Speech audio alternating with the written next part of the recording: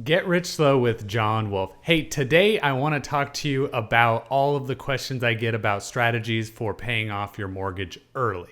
Now, I know that the most popular of these is the pay every 2 weeks or pay twice a month method instead of paying once a month.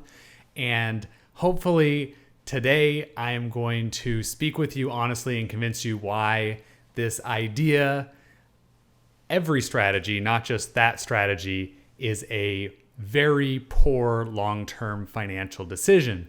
A lot of people get caught up looking at the money, the exact dollars and cents, and then they forget to think about the heart. They forget to think about long-term adversity and risk. So I'm going to tell you a story of how I actually got the house that I'm sitting in right now, like what happened. And I think that understanding that story will really discourage people from trying these little schemes to pay off your home early. Now, don't get me wrong. If you can pay your house off in full, I have done careful research, and homes that are paid off in full are almost never foreclosed on. And there's almost no way that it can be ripped away from you due to normal adversity, job loss, even accounting problems that aren't crime or fraud or whatever. So let me tell you again kind of how I got this house and how that relates to this story. So the person who I got this house from was actually going into foreclosure, hadn't yet been foreclosed on when I bought this. And the reason for that was they became, from a freak accident, physically disabled. The person had been working a real job, their own business forever. They'd been making a decent living forever. And they only owed something like $60,000 on this house. Yeah, a house in Portland that, easily would sell for $300,000 to $500,000 in decent shape, maybe more, right? So you can get foreclosed on when you only owe $60,000. Now, let's just think, and this wasn't his situation, let's just pretend for a minute that, he paid an extra $500 on his mortgage payment every payment. And, without doing any math, let's just say that was going to make that 30-year mortgage a 12-year mortgage. By the way, that's kind of realistic math, just depending on the situation. But anyways, let's pretend he was doing that. And then he got all the way down to where he only owed $60,000. Freak accident, became permanently disabled, didn't qualify for disability because if you're a business owner, you don't have to contribute every quarter, and there's rules saying if you didn't contribute for enough quarters, you just don't get it. The verities of the Medicare, Medicaid, Social Security system and where they totally leave people behind is another story.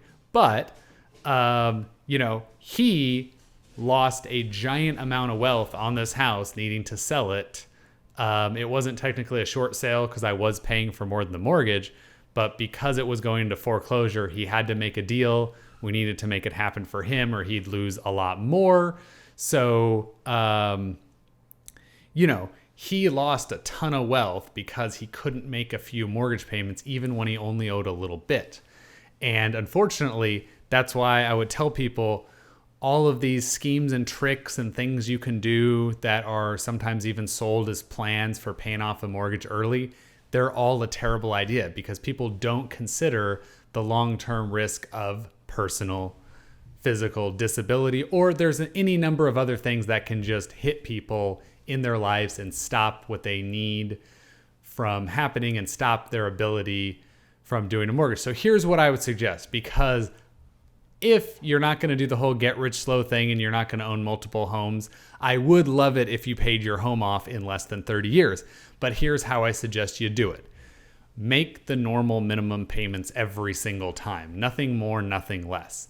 But if you have the ability to put like an extra $500, put it aside into some very good, smart, conservative investment, growth stock mutual fund, index funds, something like that, and just do your $500, $500. Do it there though. Don't put it into a directly into the mortgage, because the difference is, 3-4 years in the future, you might have $40,000 cash money when you have your bad year and lose your job, or you could have a mortgage where you owe $40,000. Yes. Well, One of those two things will let you keep making the payments and maybe even give you some other resources for the tough time. The other one will not. So you have all the flexibility when you have that cash. And then when your pile of money saved on the side is enough that you can write a check and just get rid of that mortgage in its totality, that's when you do it. Anyways, I hope this has helped explain the topic and at least my feelings on it. If you do have any questions about any of those schemes, or if you have anything else you want me to talk about here at Get Rich Slow with John Wolf, let me know. Have an awesome day. Bye.